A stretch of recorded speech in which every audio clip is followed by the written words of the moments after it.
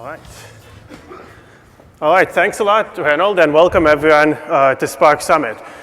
So today I'm actually excited to talk about a bunch of new technical stuff in my keynote. Actually, I want to talk about some new work we are doing at Databricks to move Apache Spark into some new types of workloads that it just couldn't do before. So I'm really excited to share that with you. But before that, I just want to say welcome to the summit and give you an update on the community. So Spark Summit 2017 is actually our largest Spark Summit yet, with nearly 3,000 attendees, and it also follows another year of very fast community growth. Just to show you two of the metrics we look at Databricks, first of all, this is showing the number of Spark meetup members worldwide. And this number has grown by more than a factor of 5 in the past 2 years. So it's really growing extremely fast. And there are over 360,000 members in Apache Spark meetups worldwide as of today. So that's still really exciting to see how far we've gone from 2010 when the project began. And then a second number that we look at is which Spark versions people are using. And at Databricks in particular, because we operate a cloud service, it's easy to tell that. And one of the really exciting things that happened last year is that Spark 2.0 came out actually last year in June. And what we've seen is very fast adoption of 2.0 and then later 2.1. Actually, 6 months after it came out, more than half of the users were running it, and now more than 85% are running Spark 2.0. And this really shows that the community is moving forward with the project and is excited about all the things happening in the project, and is actually taking the time to update the new versions. We also have some great content for you at the summit itself, and actually we have over 100 different talks at this. It's the largest number of talks that we've had so far, but I just want to highlight 3 of the things I'm excited about just to give you a sense of what to look at. There are many other great ones as well.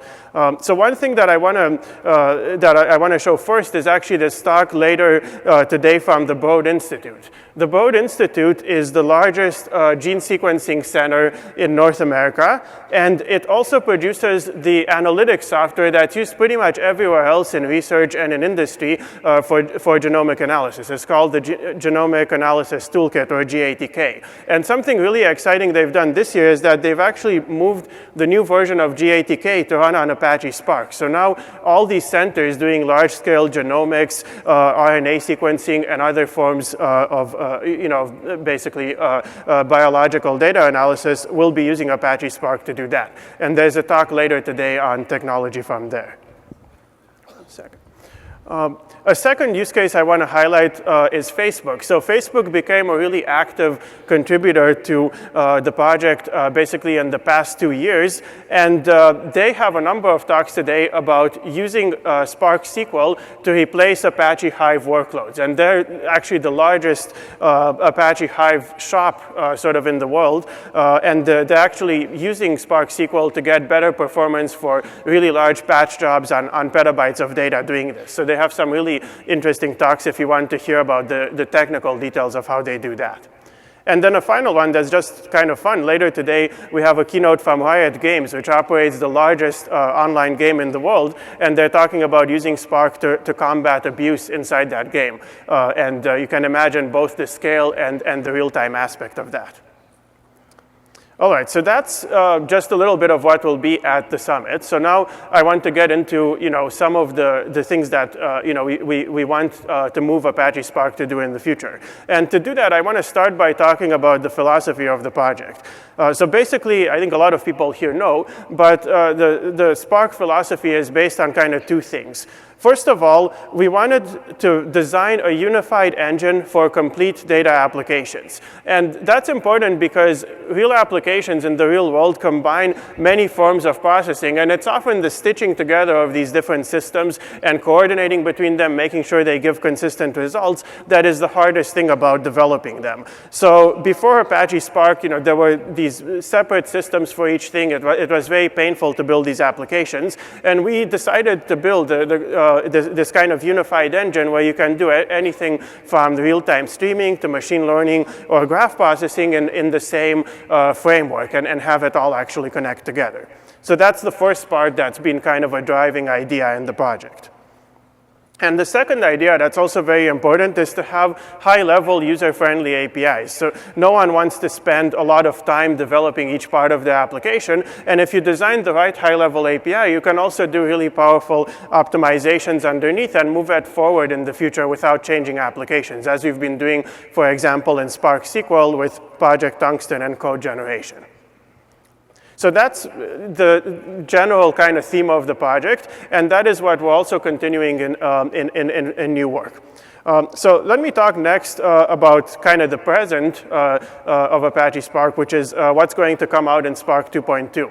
So in the past 2 years, we've invested, and the community has invested in a lot of different areas. And one of the main ones is actually data warehousing. So it basically, Spark SQL started around 2014, and over time, it's actually become the most active open source SQL engine, the most actively developed one with hundreds of contributors. And one of the really cool things that's coming out in Spark 2.2 is a cost-based SQL optimizer. And this will come out probably in the next few weeks. The release is actually in kind of the last stages of release candidate. A second exciting thing is structured streaming, which is the high-level streaming API that began last year, is being marked as production ready. So it's kind of losing the experimental tag on the project, and it's a stable API that will be able to support in the same way in all future versions of Spark. And then something smaller, but that I'm really excited about, is that the community is working to make Spark easier to install and to use even on small data. So one of the things that will come out in this release is the ability to just install it using the Python package manager, not have to unzip and set up anything else. And it's all packaged so that you can just run it in a Python application. So all this stuff is coming out very soon, probably in the next couple of weeks, because it's already in the release candidate stage on the dev list. You can actually check out the release candidates if you want to try these things out. So that's kind of what's happening in the community in the present. And then really the thing I'm really excited to talk about is what we want to do with, on top of Apache Spark in the future. And I want to talk about two new open source efforts from Databricks that we're announcing today that are bringing brand new types of workloads onto Apache Spark. And the first of these is around deep learning, and the second one is around streaming performance. And deep learning and streaming are both two things that are really kind of the new killer applications for big data. So deep learning, obviously, it's one of the best ways to do machine learning if you have a lot of data. And streaming is something that's really kind of become real over the past few years. Instead of being these sort of science projects, now many companies are actually seeking to build production streaming systems. So let me start by talking about deep learning.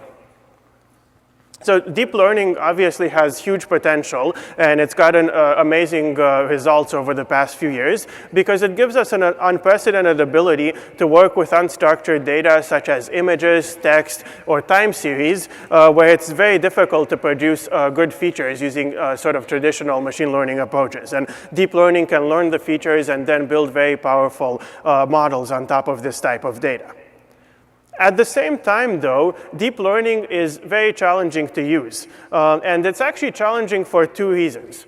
The first one is that the APIs that you have for it, and there's kind of a whole bunch of these, are low level. So there are these really powerful packages such as TensorFlow or Keras or Big Deal, which run on Apache Spark, and they let you do a lot, but they're really designed for power users. They give you full control over what's going to execute, and the way that you use these packages, you have to build a computation graph from scratch in pretty much every application, and often you also have to build a lot of code around it, for example, to test out different parameters, to keep track of an experiment, and so on. So it's just a lot of effort. It's basically cut and pasting, hundreds of lines of code from GitHub to get a basic project to run.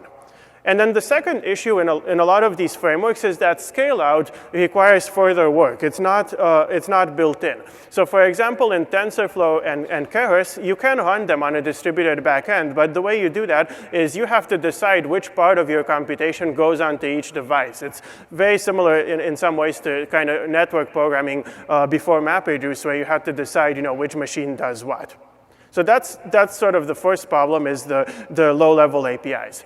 And then a second problem that we look at, because we care about unified workflows and applications, is what do you do with the models after you've created them? And it's pretty hard right now to actually expose these models in larger applications. If you wanted to take your model and run it in a streaming system, for example, you'd have to set up and manage this, say, TensorFlow serving server on the side or something like that. And that affects both performance and operational cost.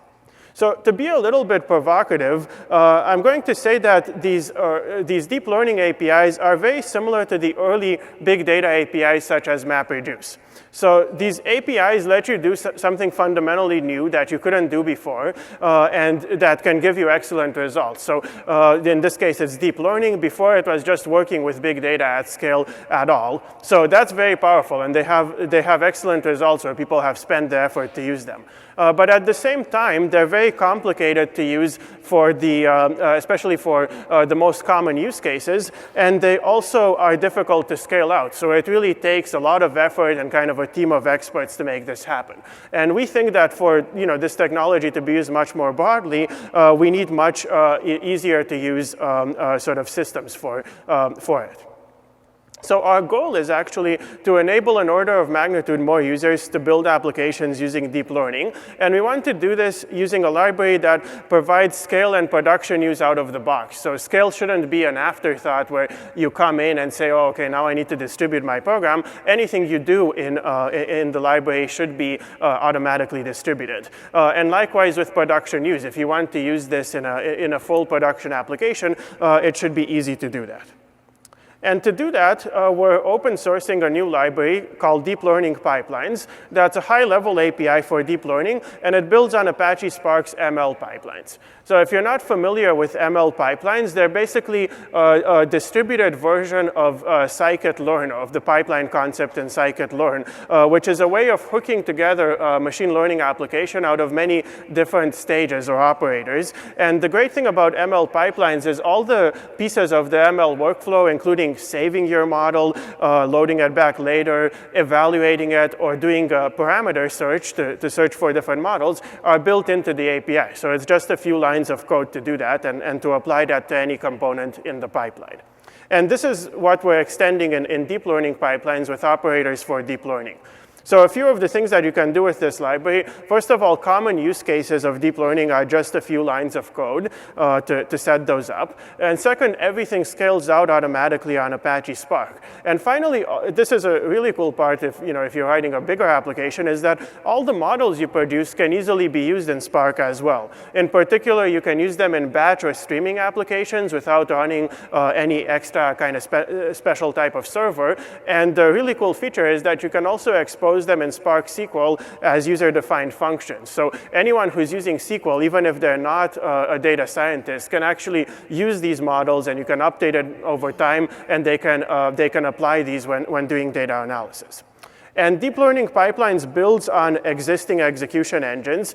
So we're not trying to reinvent the wheel there to do the work on each machine. So currently, the first version is building on TensorFlow and Keras, and we're also working on making it build on Big Deal to run the computation on that library. All right, so to introduce deep learning pipelines, we'd actually like to have a demo. And for that, I'm calling up on stage Tim Hunter, who's a software engineer on the machine learning team at Databricks. Tim Hunter also has a PhD in machine learning from UC Berkeley. And in fact, he's one of the earliest Spark users. He's actually also one of the developers and first users of Spark Streaming. So join me in welcoming Tim.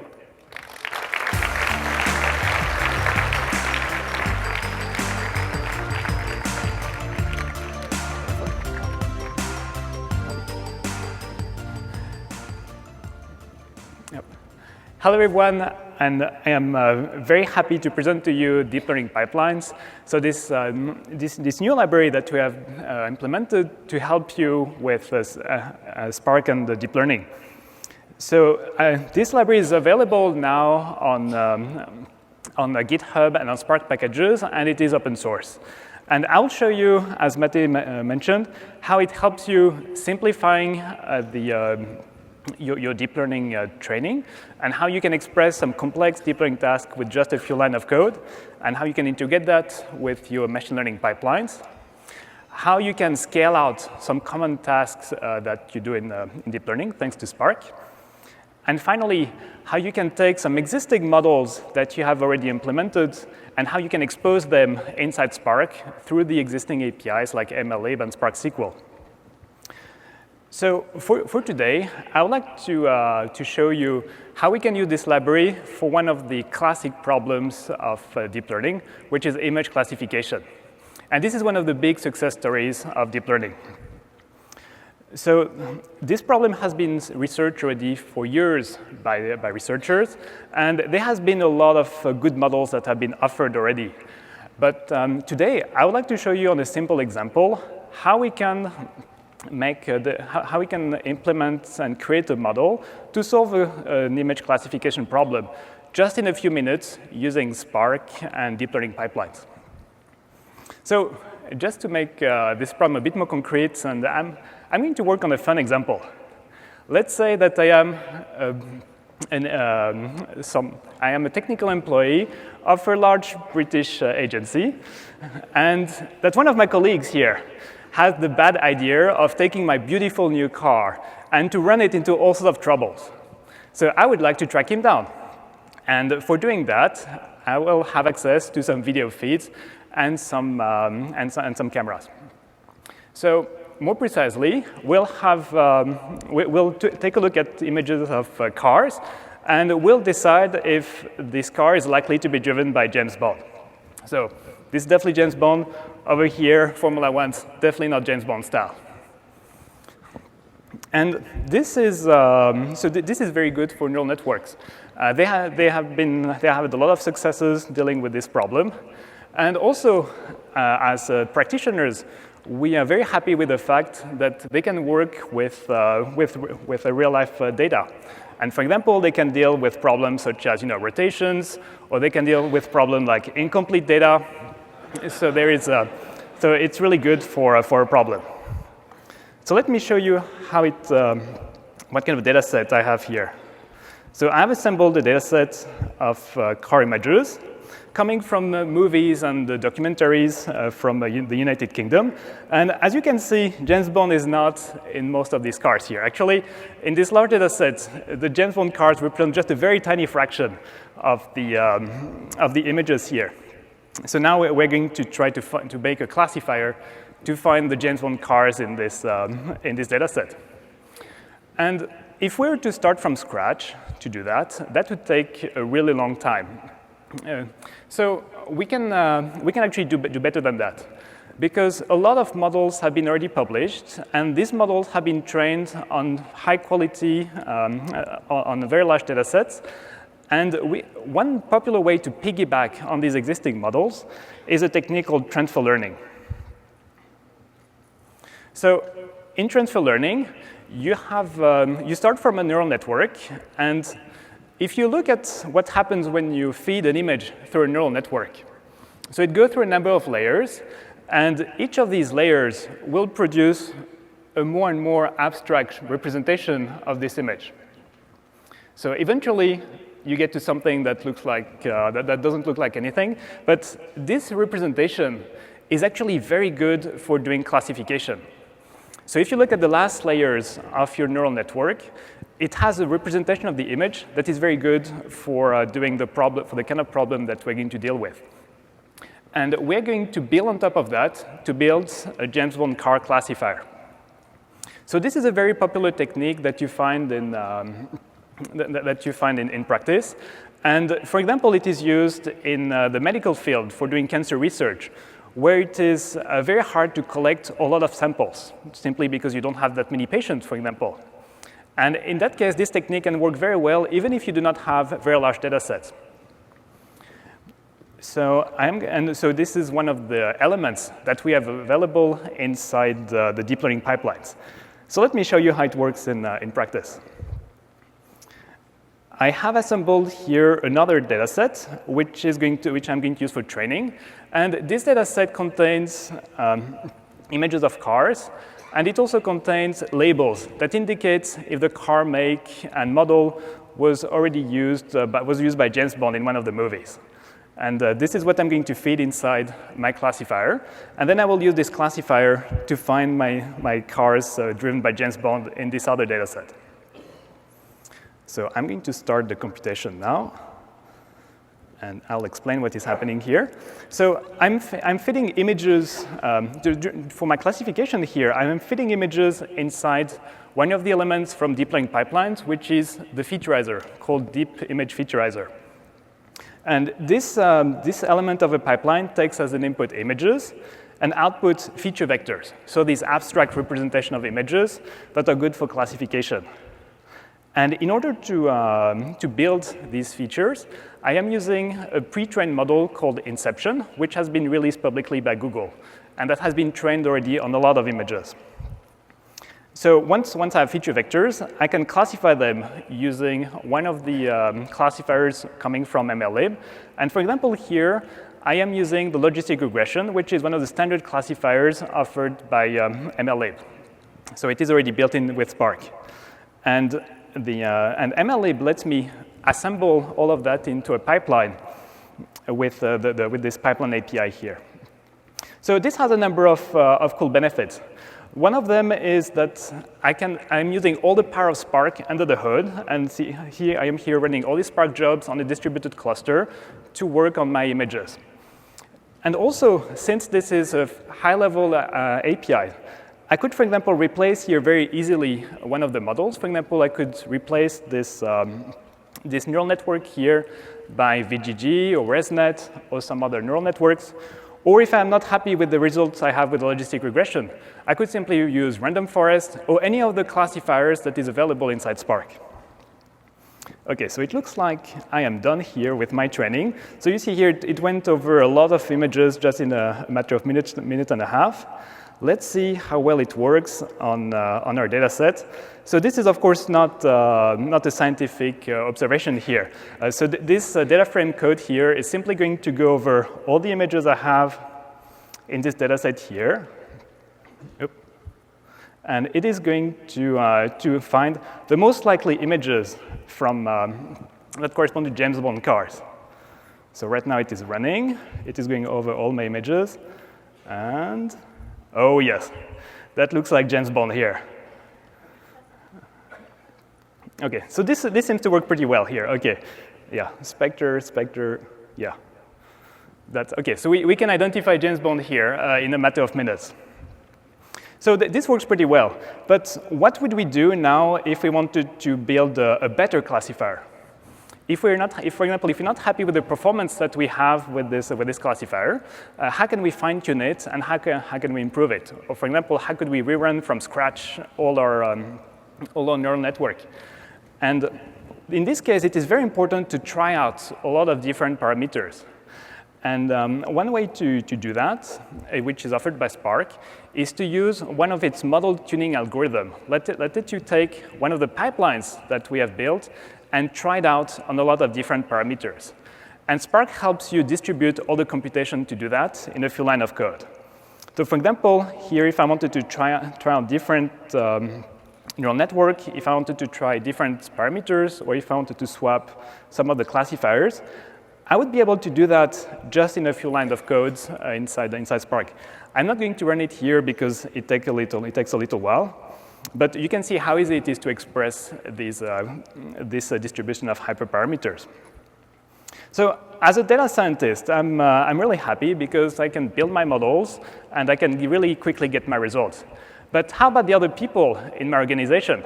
How about my boss, M, who would like to track down his agents, but who doesn't want to learn Python and machine learning? Well, we have him covered. So inside the deep learning pipelines, there are some tools that let you take some existing models, for example, models produced by Keras or TensorFlow or some other libraries, and let you expose this model inside Spark so that other people, like analysts, can access them. So let me show you what it would look like in practice. So I'm going to take a model here, and I'm going to take the model we just trained with transfer learning, and I'm going to convert it first to a Keras model. And then I will take this Keras model and make it available as a SQL function inside Spark. OK, so now it is available. And now that it is available as a SQL function, I can use all the SQL power of Spark. So for example, we could look here at all the images from the data set above, which are actually the least likely to be driven by James Bond. And you can see here, this is just a regular SQL query. All I am doing is plugging this new function here. And it is done in a matter of seconds. So let's see what we have. Oh, yes. It doesn't even look like cars at all. So this is the beauty of working with real-life data here. In a matter of seconds, I was able to plug my model, see how well it performs on a real data set, identify some problems with the data set. And now we could, if we wanted to, we could iterate and remove some filters, put some additional filters, and see what, and try to have better results after that. So what did we do today? So I showed you how we could how we start from a problem, which is image classification, how we could solve this problem in a matter of minutes with technical transfer learning by reusing a lot of existing tools thanks to deep learning pipeline and Spark, and how we could expose this model after that inside Spark to other people who do not necessarily have the ability to use machine learning. So I really wanted to show you three things here. The first one is you can use very simple high-level APIs to train models and to make them and using MLlib. Also, you can automatically scale out a number of common tasks like a transfer learning using all the power of Spark under the hood for doing that. And finally, you can embed your models inside Spark and expose them across the organization. So this library is still an early release, and it doesn't cover all the use cases of deep learning, of course. But it is very easy to get started, and even if you're not using Spark, I encourage you to try it out just to get started with deep learning. And we are very excited to see what you'll do with it. Thank you.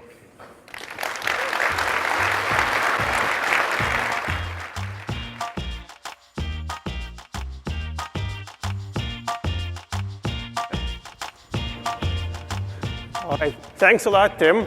I'm personally super impressed. I'm especially impressed that Tim's classifier could identify both James Bond and not James Bond. So that's a pretty cool thing to see. All right.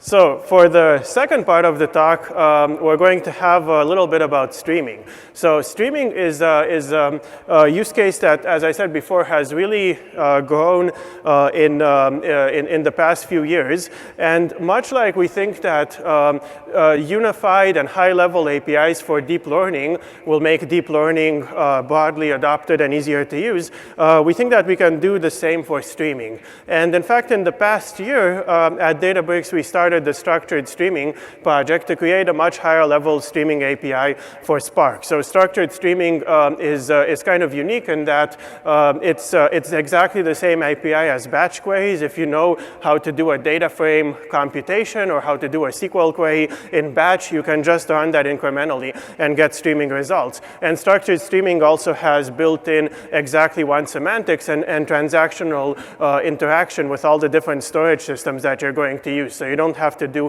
any of that plumbing to get it to work. But there's a lot more that can be done with streaming to really cover a wide range of applications and scale it up. And to talk about that, I'm going to call up Michael Armbrust, who leads the streaming team at Databricks. He's also a PhD in computer science from UC Berkeley. And before working on streaming, he actually was the initial developer of Spark SQL as well. So he's been pretty busy.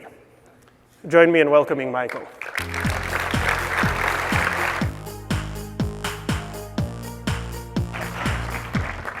Thanks, Matei. Hi, Spark Summit. I'm super excited to be here today to tell you about all the cool things that we've been doing in structured streaming in the last year. However, before we get into the new stuff, I want to start with a little bit of an overview on what structured streaming is and kind of why we started to build it. So when we started the structured streaming project just over a year ago, our goal was to build the easiest streaming engine, and we wanted to do that using all of the power of Spark SQL. So what this means is we wanted to give you these high-level APIs that you already know and love, things like data frames, data sets in SQL, and we wanted to make them operate exactly the same whether you were working in streaming or in batch. Another kind of key problem here is we know that streaming systems are often, they exist in the real world, which is messy, data arrives late or out of order, and so we wanted to make working with event time a native part of the API and of the engine. And then finally, anytime you're going to run something 24/7 for a long time, you're going to have to deal with failures. And what makes that particularly hard is maintaining exactly one semantics while still running a long-running streaming job. And so another kind of key part of the engine is it's transactional, both in processing and in output, guaranteeing you that you're always going to get the right answers. To make this a little more concrete, let's actually look at a real use case. This is a kind of an industry standard benchmark for streaming engines. It's called the Yahoo Streaming Benchmark. And it models a pretty common application. You have a stream of clicks coming in to an ad agency, and they want to do some analytics on those. So let's look at it specifically in the context of maybe an alternative streaming engine, Kafka Streams. So the Yahoo Streaming Benchmark is pretty simple. You start off by filtering by a certain type of click and projecting. And as you see, Kafka Streams let you express this as Lambda functions in Java. Then you want to do a join. So we want to take each of those ads, associate them with a campaign so that we know which campaign that ad is a part of. And then finally, we want to group them by time and do a count. So that's pretty straightforward. But when you look at the same data frame code, it's almost in English. It says exactly what you want to do. And that's because the relational model is a really powerful way to express many of the transformations that you want to do. And if you don't like coding in Scala, of course, you can also do it in SQL. Now, these highly productive APIs don't mean that you have to sacrifice performance. So we took the same benchmark, and we ran it on clusters of equal size, and we tried to see where each system maxed out and where the latency started to spike. And so with Kafka Streams, we were able to get it up to 700,000 records per second, which is pretty good. Apache Flink, they actually published a benchmark where at one of Twitter's hack days, by putting the code generation into the engine, they were able to get it up to 13 million records per second. So it's quite a bit faster. But with Apache Spark, we actually kind of out of the box got 65 million records per second. And the reason for that is because everything we're doing in streaming is building on all of the work that we've done in the last 3 years on the Catalyst Optimizer and the Tungsten Execution Engine.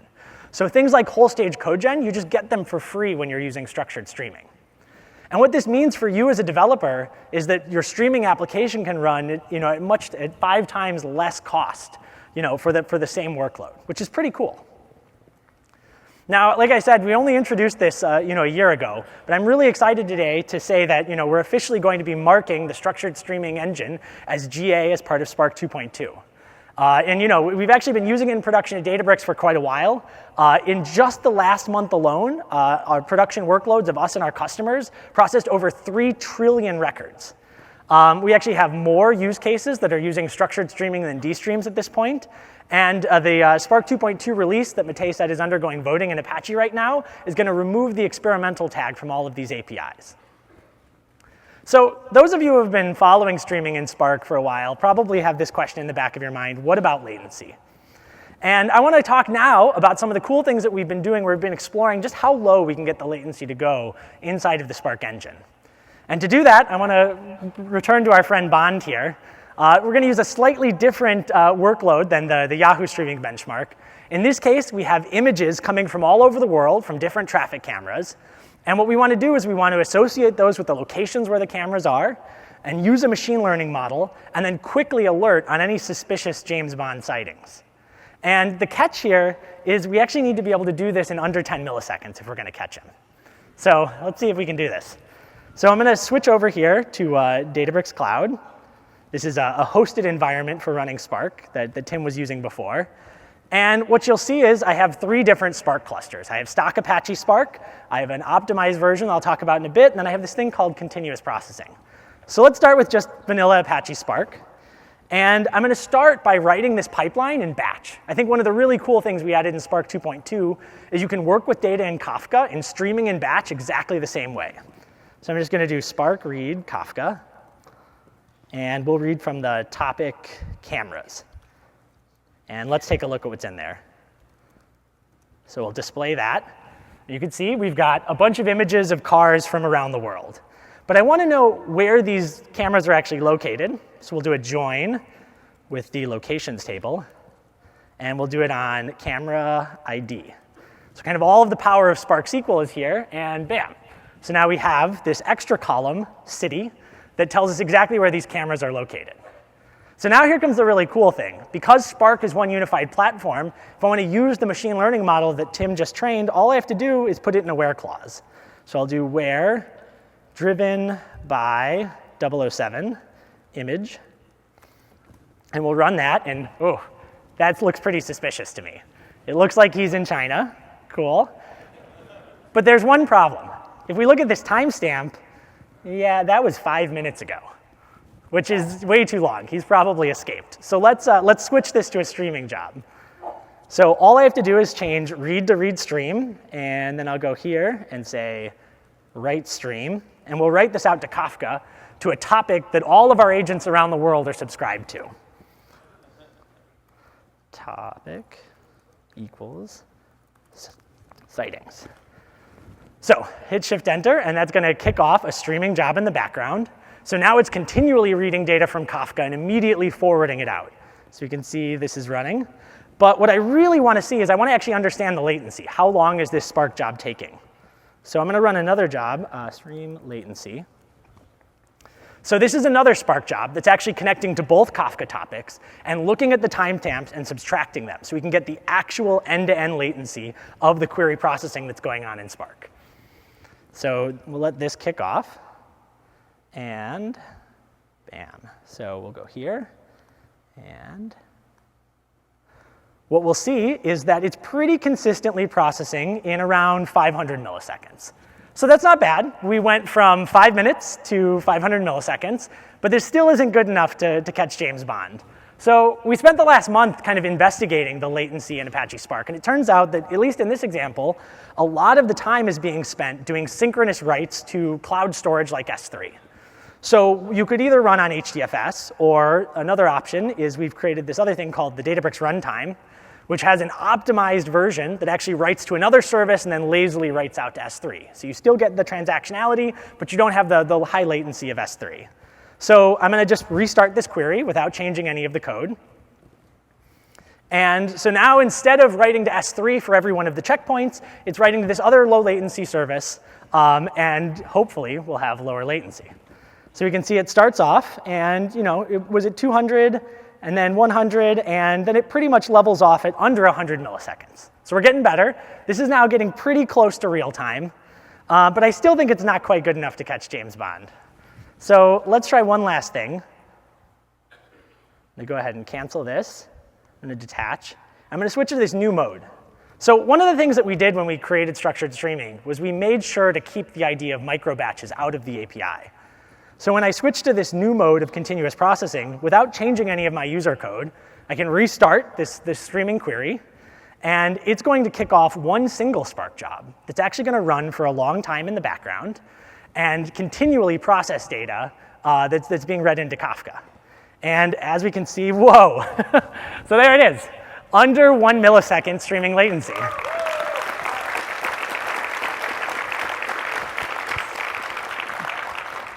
Pretty cool. So let's actually dive in a little bit more to what's going on behind the scenes here.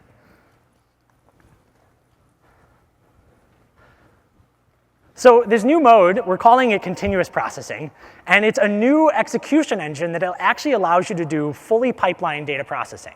So this will be an alternative to the micro batch API, which will still remain inside of Spark. What this means is we've eliminated micro batches from Spark Streaming. And it supports asynchronous checkpointing, and for some applications, latencies as low as sub-millisecond. And I think one of the key things here is it requires no changes to your user code. So you can seamlessly go back and forth between the different options and choose the execution engine that works best for your particular use case. And I'm really excited to announce that we've been playing around with this for the last couple of months, but we're actually hoping to contribute it back to Apache Spark. And there's a Jira up on there that you can read the full proposal. So, I think,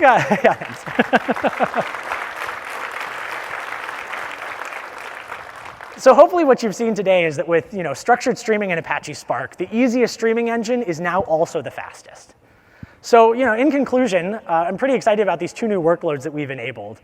Now using Spark, you can use deep learning to do pretty cool machine learning tasks like image classification. And now with the elimination of microbatch, you can also do super low latency streaming. And you can find out a lot more today. There's a bunch of sessions about both of these topics, including a 1-hour deep dive at 4 p.m. on structured streaming. So thank you very much, and enjoy the rest of the summit.